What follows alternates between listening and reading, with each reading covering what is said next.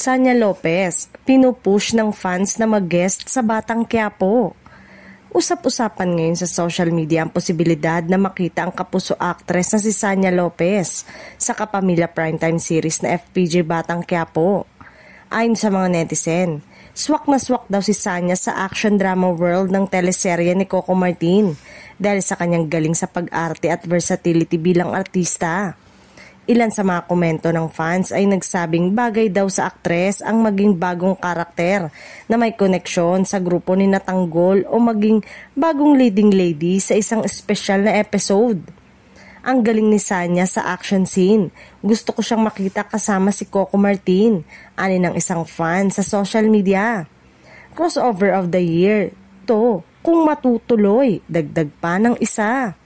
Bagamat isa sa mga prime talent ng GMA Network, hindi imposibleng mangyaring ganitong collaboration lalo na't ilang beses nang nagka-joint project ang ABS-CBN at GMA sa mga nakaraang taon. Kung matutuloy man, tiyak na malaking sorpresa ito sa mga manonood.